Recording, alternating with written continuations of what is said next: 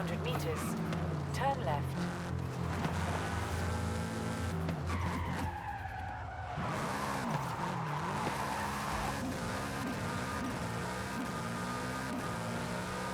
Hey, do I detect a pattern here?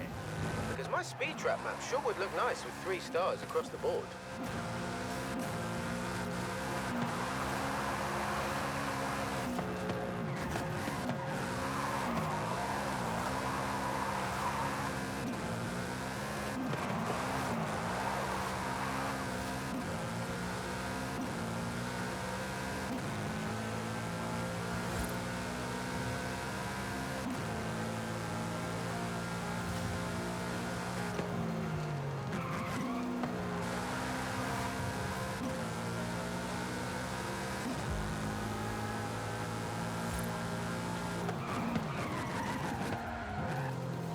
Arrived at your destination.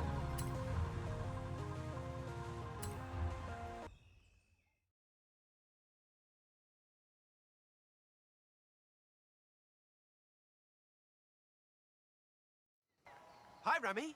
What's the plan? Okay, hear me out. Beautiful Mexican supercar, beautiful Mexican roads, promoting the Horizon Festival. Do we need promoting? The festival seems to be doing okay. All right. I'll find someone else. That's not what I said. Of course I'll help you. I knew I could rely on you. Let's go!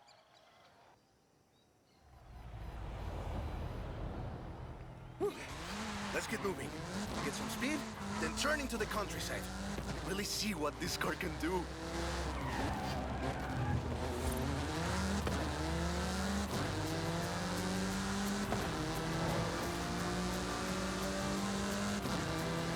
Yeah! Great speed! But let's see how you handle some corners. In 400 meters, turn right. You want to tell me about the car, don't you? I thought you'd never ask! So VUL is an abbreviation. It stands for Vehicles of Ultra Lightweight and High Performance. If you want to go again, we can do that. Less sightseeing, more going fast. Let's get moving. Get some speed, then turn into the countryside. Really see what this car can do.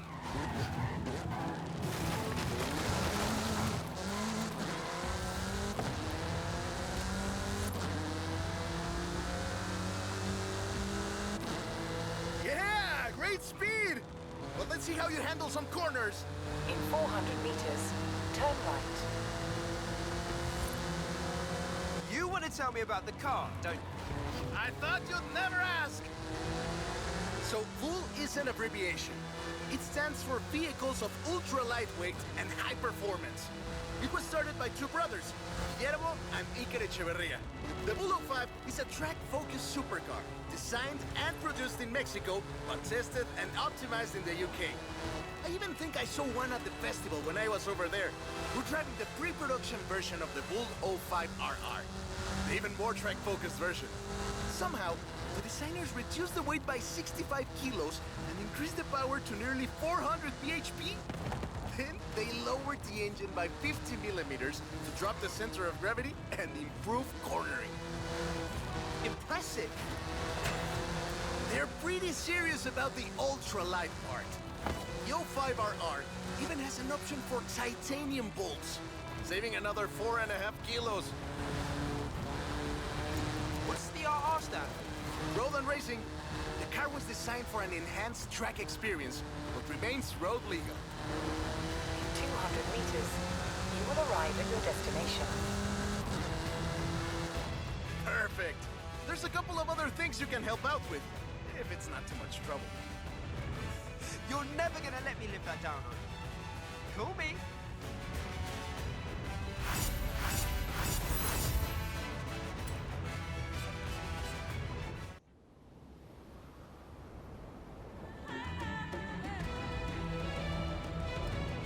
I just got my hands on a piece of Mexican racing history. Wanna see? Of course.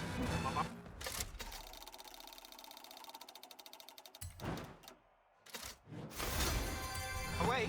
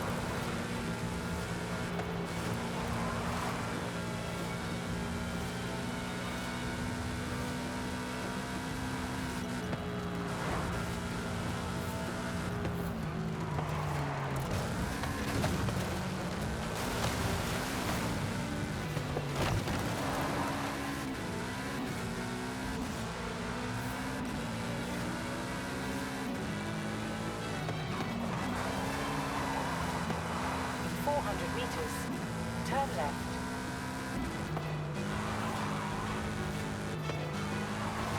Turn left.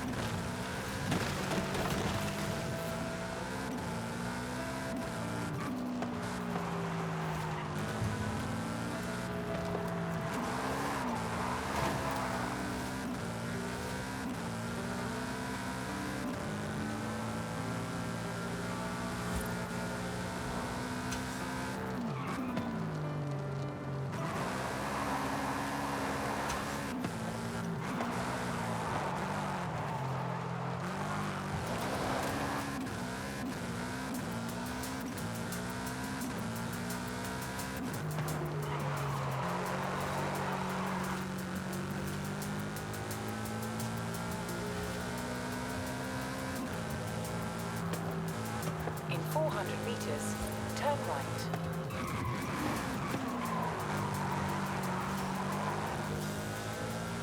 Turn right.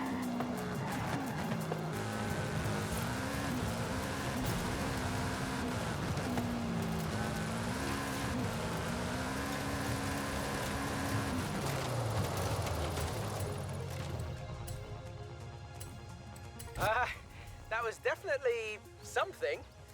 Try to hold it through the flags next time. It's not easy.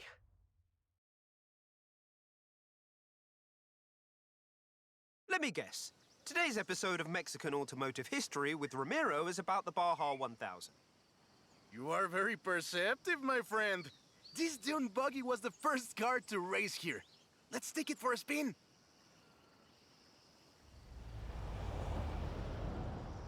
The Baja 1000 is probably the most prestigious race held in Mexico. Do you know how it all started? I assume the Myers Manx has something to do with it. Correct again. The Baja 1000 started as a very elaborate marketing campaign for the car you're driving. But let me start from the beginning. On the 22nd of March, 1962, Dave Eakins and Billy Robertson did the first real Baja run. They went from Tijuana to La Paz in 39 hours, 56 minutes on new Honda CL72 Scrambler motorcycles. So they probably were a bit sore afterwards. They got a lot of media coverage though. A year later, Myers started to work on a prototype buggy he called Old Red in his garage in Newport Beach. It was based on the VW Beetle, and it paved the way for what we know as buggies. Cars that are built for off-roading using the Beetle as a donor chassis. But I guess they wanted even more publicity because in April 1967, Myers decided to make an attempt at breaking Eakins' record. And it worked! Myers did it in 34 hours and 45 minutes, beating Eakins for more than 5 hours. The rivalry was known as Buggy beats Bike in Baja. Sounds like something you did back in the UK, doesn't it?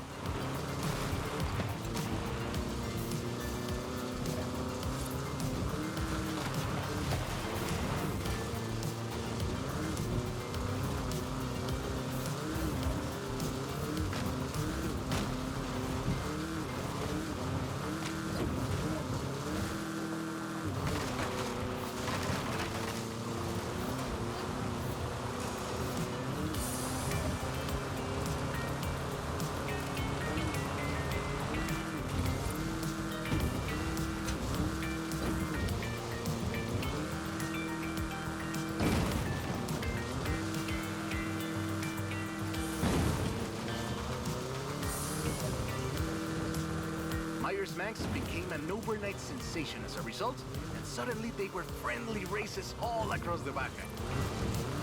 It wasn't long before they realized they needed something more organized. That was Mexican 1000. Guess who won the inaugural event? Tires Max? You're on fire today! Yes, in 27 hours and 38 minutes. The official race was 100 miles shorter than the original route, but it's still impressive. The Mexican 1000 was later renamed to the Baja 1000 and is run to this day.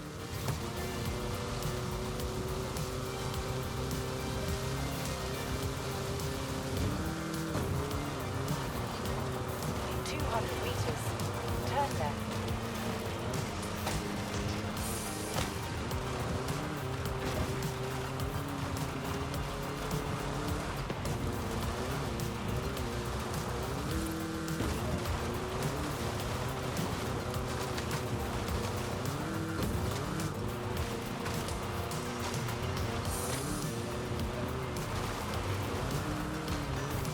In 100 meters, turn left.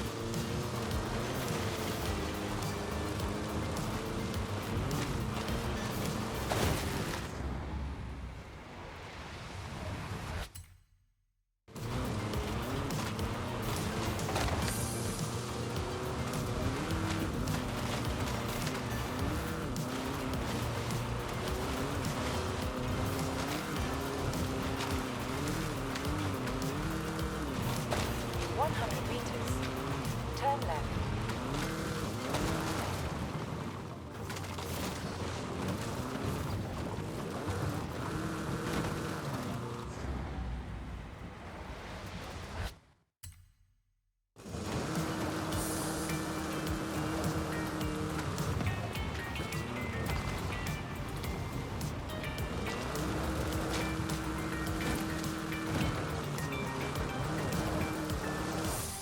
I love that story.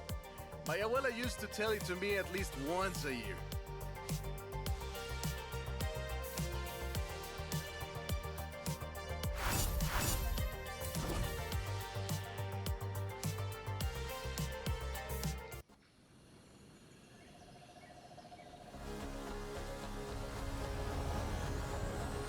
Hey, come quick! Papa Fernando needs your help! Okay. I'll be right there.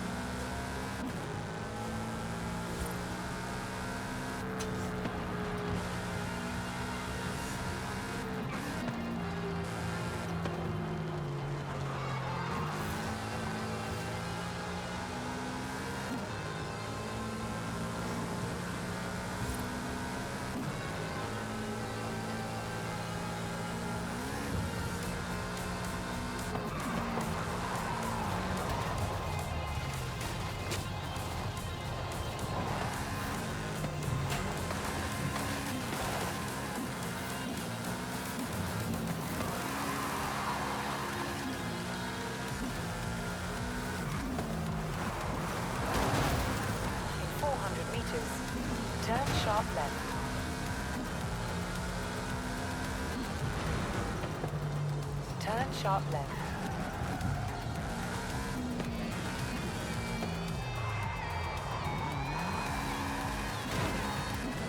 In 200 meters, turn left.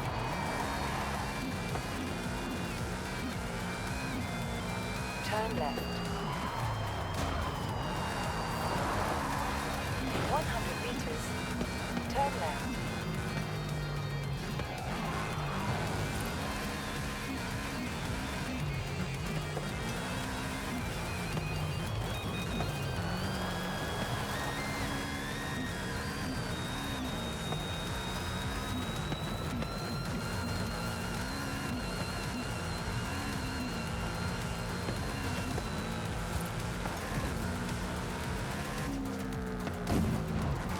You have arrived at your destination.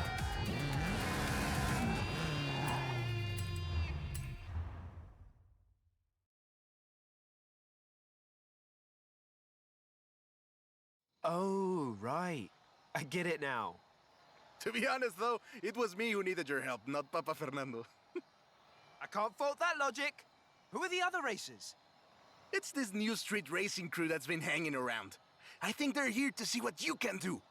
Let's show them.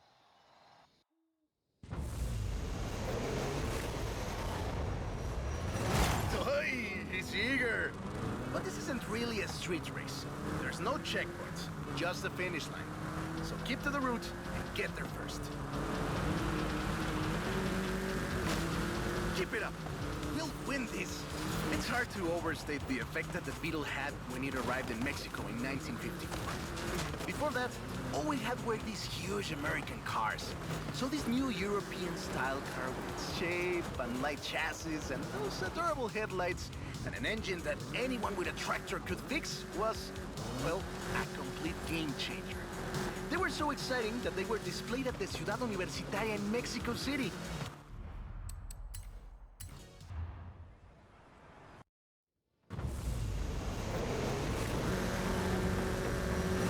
Oi, he's eager. But this isn't really a street race. There's no checkpoints, just the finish line. So keep to the route and get there first.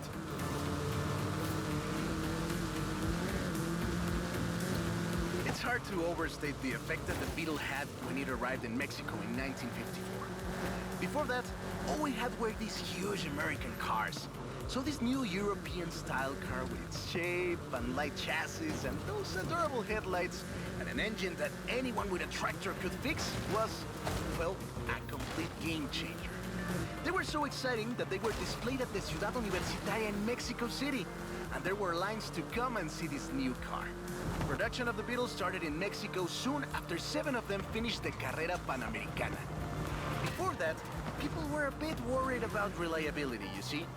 We Mexicans love a good-looking car, but a car that can do work is better. The Panamericana convinced us, and in '61, Automex had assembled 250 of them. By '62, the first plant had opened in Jalostoc, making 10 of them a day. We love that car. So another plant opened in Puebla in 1967. And in '71, El Bocho became the official taxi of Mexico City, which is why you see so many of them today. It's funny. The first Bochos were imports, or CKDs. But in 1971, we were exporting them to Costa Rica, and back to West Germany, Austria, Belgium, everywhere in Europe. It was a sad day in 2003 when the last Volkswagen Sedan Ultima Edición rolled off the production line and went home to the Volkswagen Museum in Wolfsburg.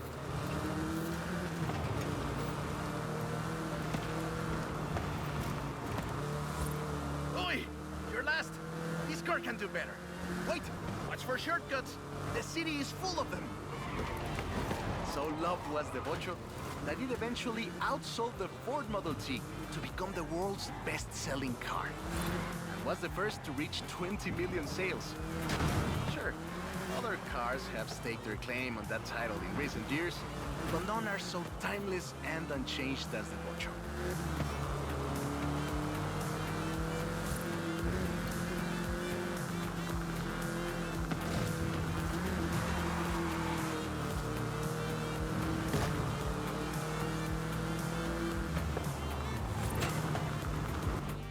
That is a great car. Probably the most iconic car in all of Mexico. Ay, es increíble que un auto tan pequeño deje un vacío tan grande. Adiós, sedan. Thanks. I'll call you when I've got that next one ready.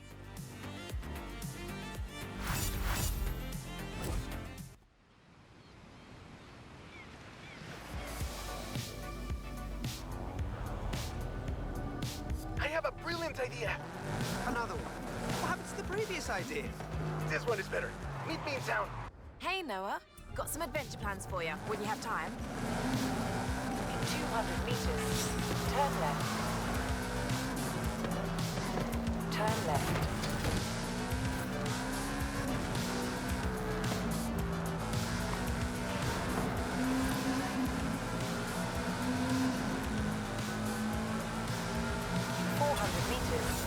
Turn left.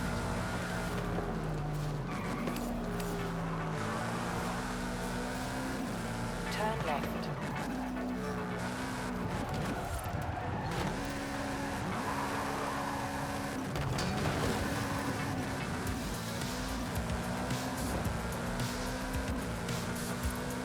In 400 meters, turn right.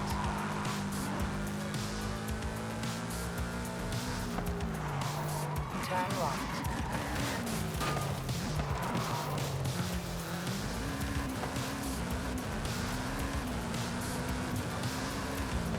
In 400 meters, turn left.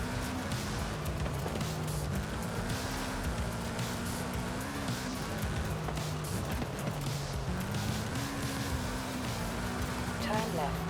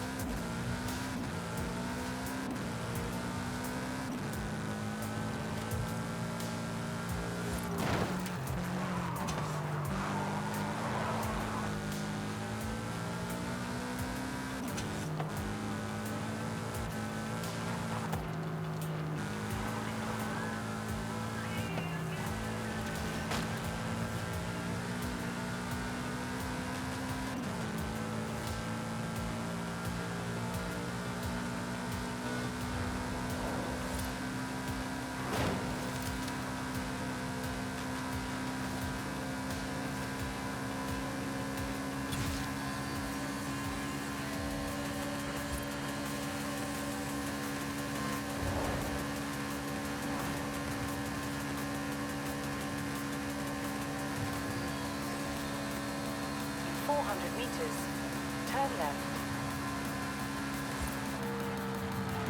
Turn left.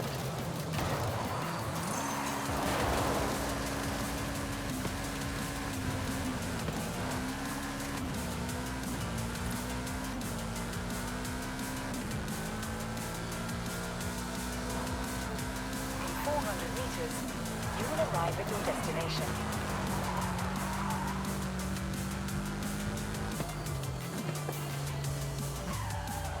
You have arrived at your destination.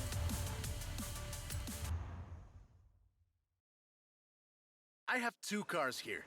A first-generation Volkswagen and a seventh-generation Volkswagen Golf. Made in Mexico for almost half a century.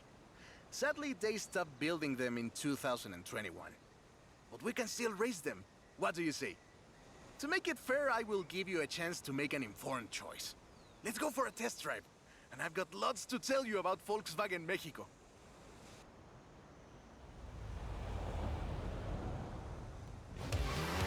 Volkswagen Mexico headquarters are in Puebla City. It started production in 1967 with the famous Beetle. As we call it, the Bocho.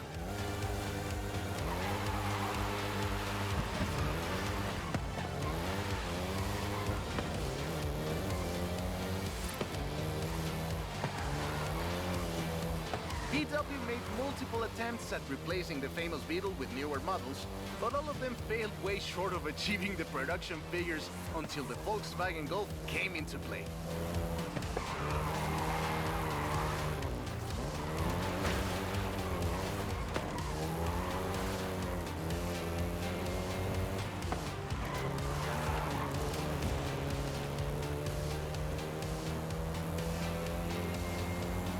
The first generation was released in Mexico as the Volkswagen Caribe and had quite a few variations, including the Golf GTI you're driving right now.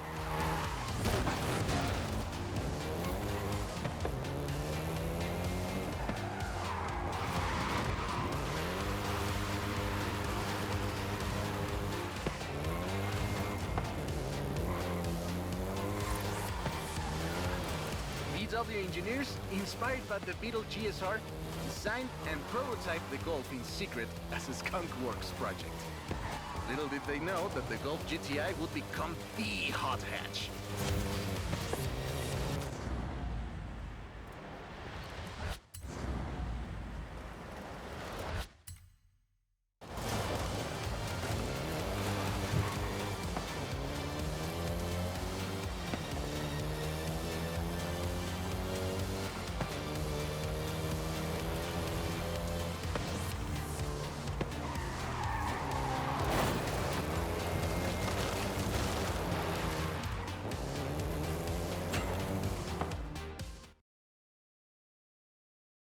Shall we jump 40 years in the future and try the 7th generation?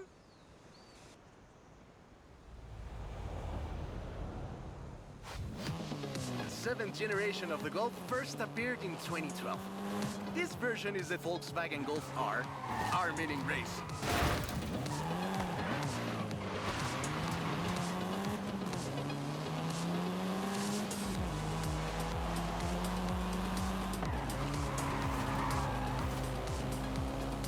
This was the fastest Golf in the range, with a 0 to 60 time of 5.1 seconds.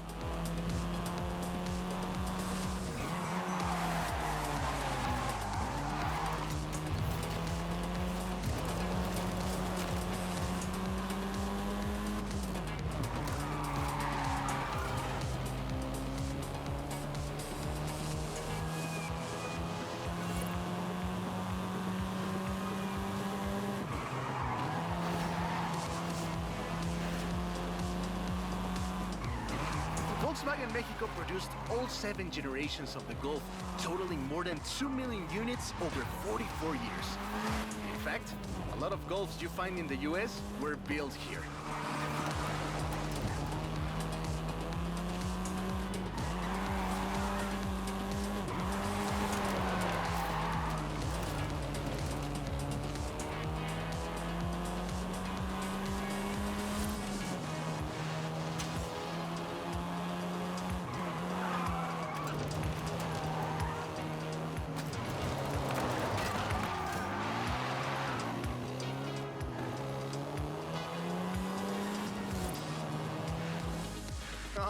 All right. Enough driving around. Let's go head to head, after you've had a chance to rest.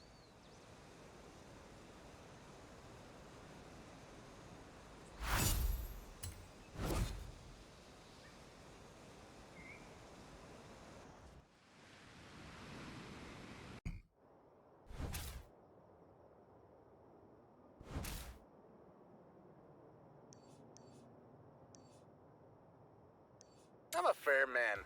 I'll let you choose. Which Golf do you want to drive for our little race? I'll take the Golf GTI.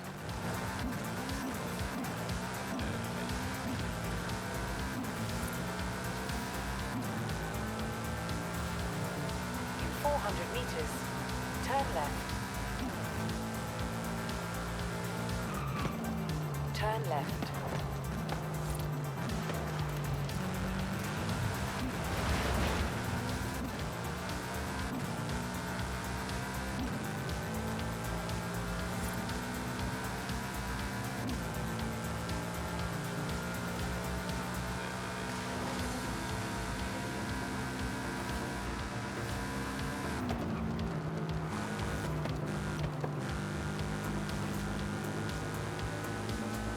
roundabout. Take the second exit.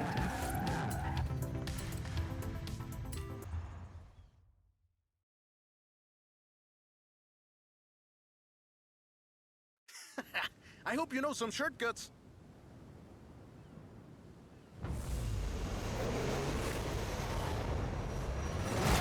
See you at the finish line. Don't make me wait for too long.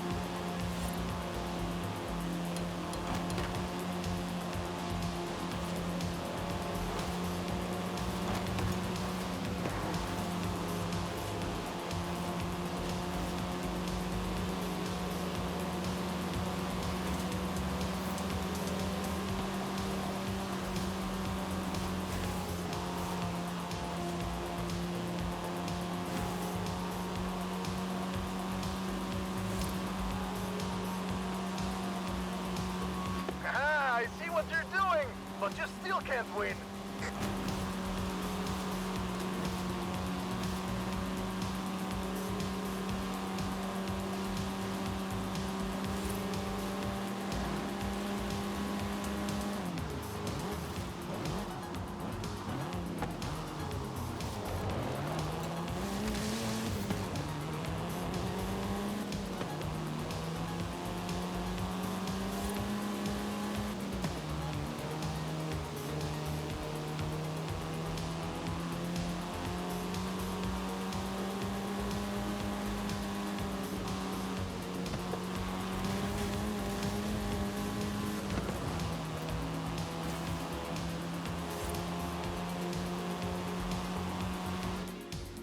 What a race! The difference 40 years makes!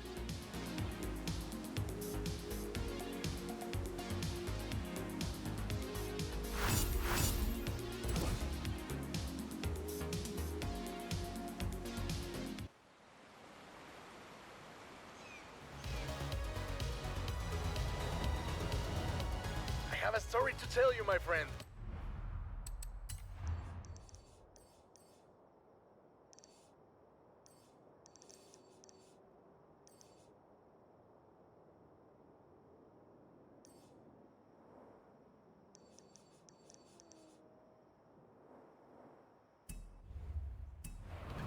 About the old wolf in the swamp.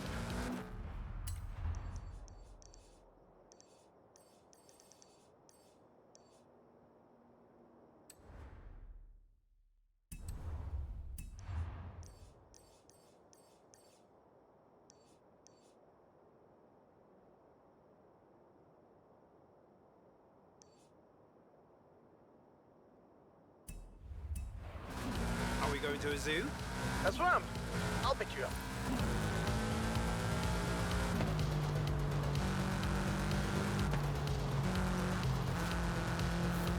In 400 meters, turn left.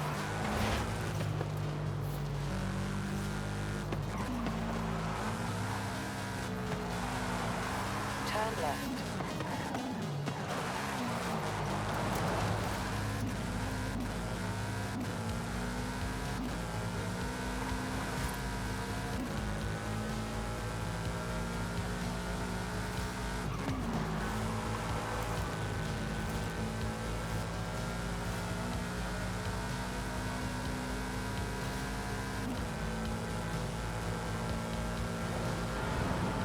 Turn around when it is safe to do so.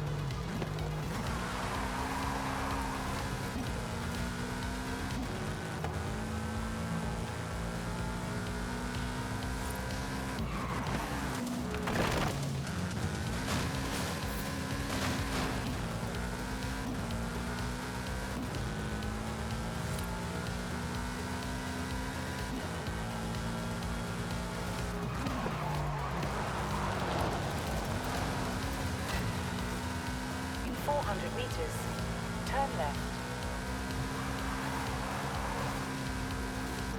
Turn left.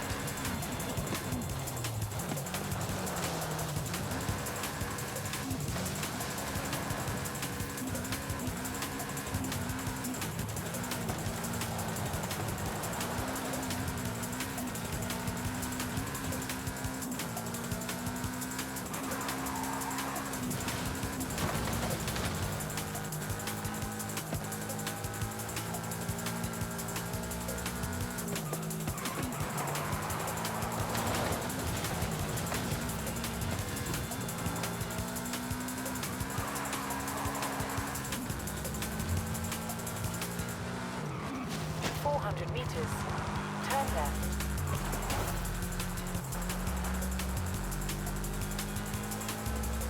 Turn left. In 400 meters, turn right.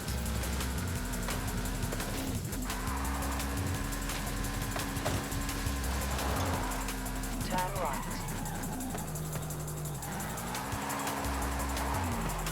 You have arrived at your destination.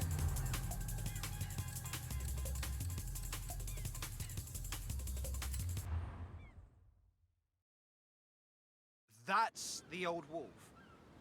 No, that's an old truck.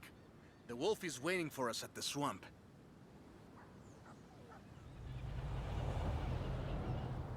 Haley asked us to clear some debris, and I've got just the car. But we need to get there first. Of course! Who do you think I am? The driver who destroyed a record-breaking amount of fences. That's fair. Careful there!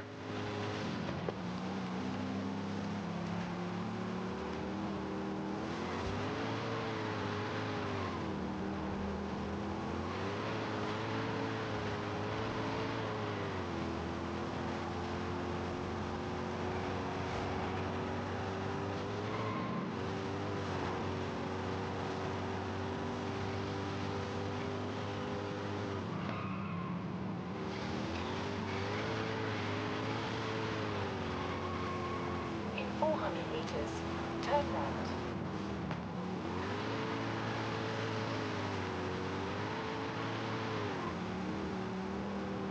Turn right.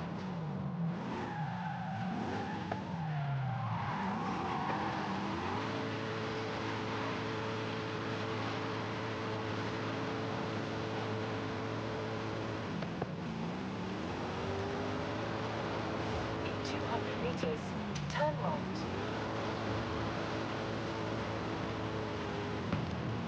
Turn right. See? Got it here in one piece. That gave me a few heart attacks. This car is too old for this kind of driving. You get to explain to Haley why she's paying through.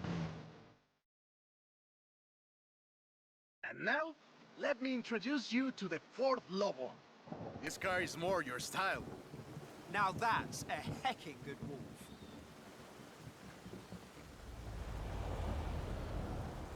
We call it Lobo here. Marketing in this country is outstanding. Let's get to work. See all that Russian stuff? Clear it out. What? No! It's not just an excuse to throw the Lobo around. It is just an excuse to throw the Lobo around. In the 90s, Ford decided that they needed to rebrand the F-150 for the Mexican market. And the name Lobo just has a real ring to it. They started using the badge in 1997, and the rest is history. The Ford Lobo quickly became one of the most popular vehicles in the country. Lobo is still used for the modern Rangers like the one based on the F-150 Raptor you're driving. But we don't just call it Lobo. No. We call it Lobo Raptor. So it's the same car? Now, there are loads of differences, like a dog and a wolf. Lobo only comes in XLT and with higher trim levels. The base version is still sold in Mexico as the F-150. The Lobo is the Elite F-150.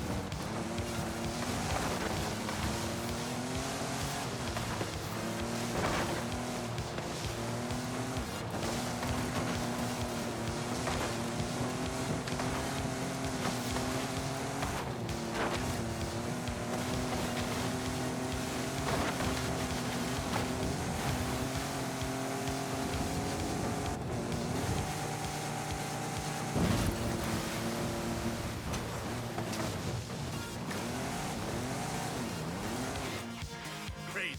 Job's done. And the scratches will buff right out. Thanks for the help. Now I just need to get my abuelo's old F-100 back to the garage.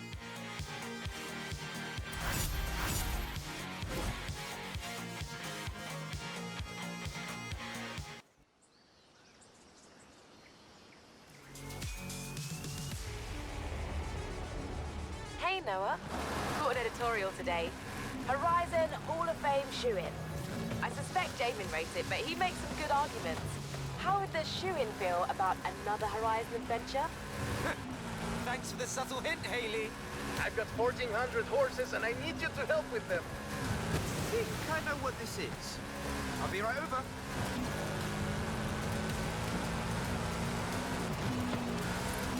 In 400 meters, turn right. Turn right. Recalculating route. In 200 meters, turn left. In 400 meters, turn right.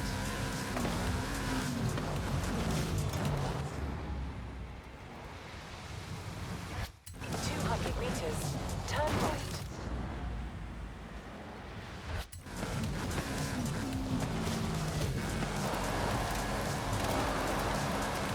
Turn around, it is safe to do so. In 400 meters, turn left.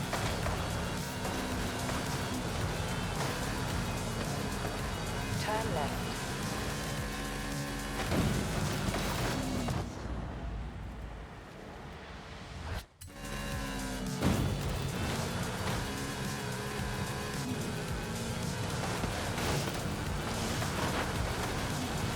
In 400 meters, you will arrive at your destination. Turn right. In 100 meters, you will arrive at your destination. You have have arrived at your destination.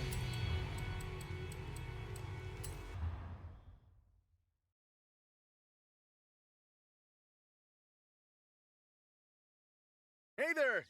So, look at this. 1,400 horses of electric Ford Mustang. Get in!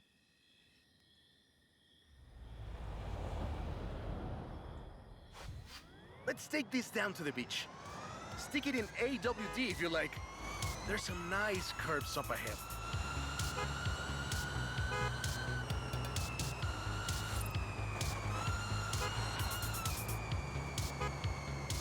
Calm down. I know you like to go fast, but I had a big breakfast. This is 2021's EV of the year. And it was up against things like the Taycan and the e-tron and the Recharge. It set 3 Guinness World Records, and it's inspired by the beautiful original Mach 1. And I'm telling you all of this because the Mach E was built right here in Mexico at Cuautitlan Assembly. Cuautitlan Assembly has been building cars since the 60s.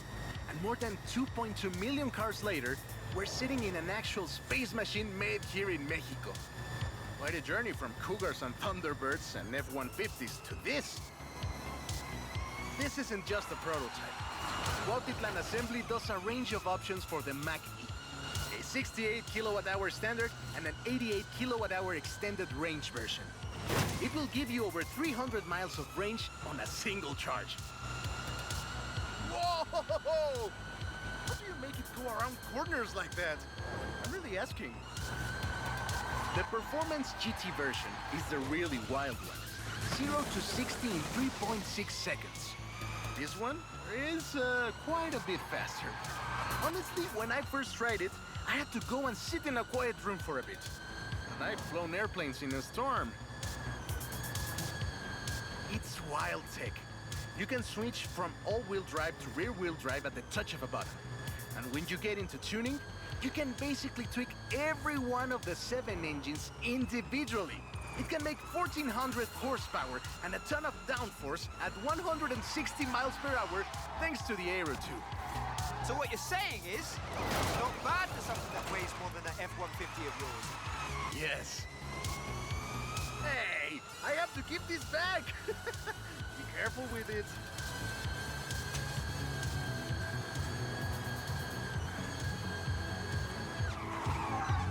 And there we go. Sunrise over the sea. Beautiful. But we're not done. There's one more thing to look at. I'll let you know as soon as I have, found it.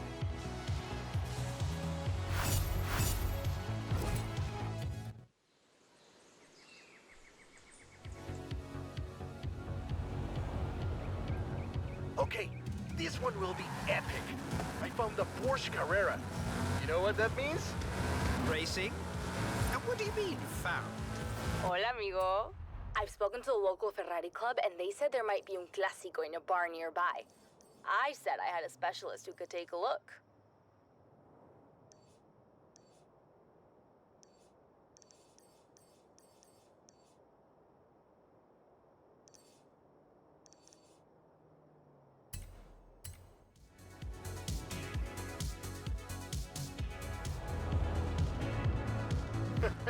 In a barn, of course.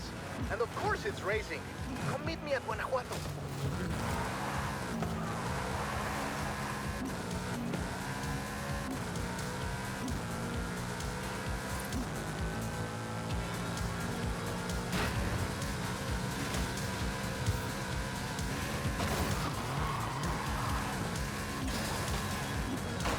Turn right.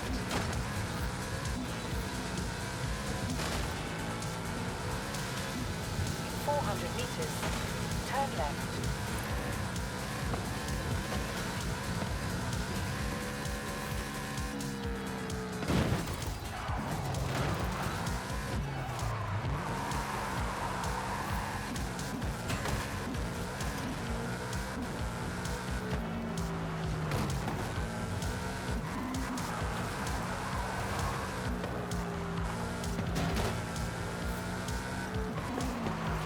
Recalculating route.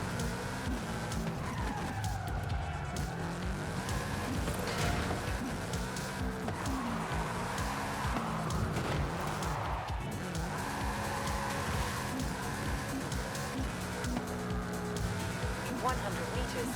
You will arrive at your destination.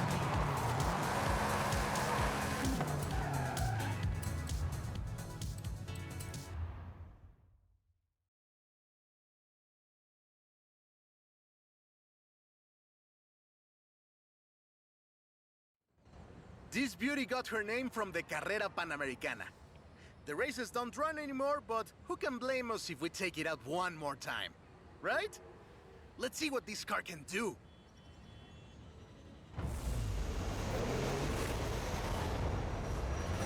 There's Jamin! Guess he wanted one last race. Let's do this!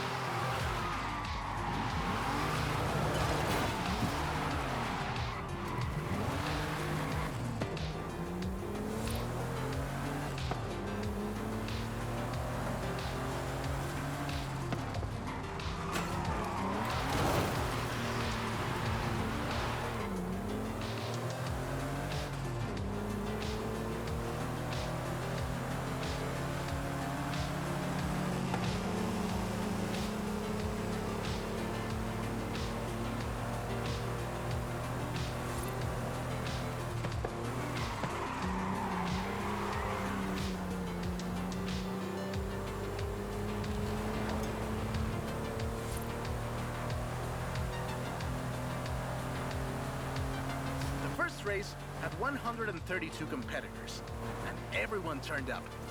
Amateurs to F1 drivers, men, women, professionals, anyone who had a car. Do you know anyone who participated? Aleja thinks Papa Fernando did, but she thinks Papa Fernando did everything. I know we used to go to the races with my grandfather. Ah, qué buenos recuerdos. There was no speed limit before 2012, and you'd see cars doing 180 miles per hour. Not that I'd know anything about that.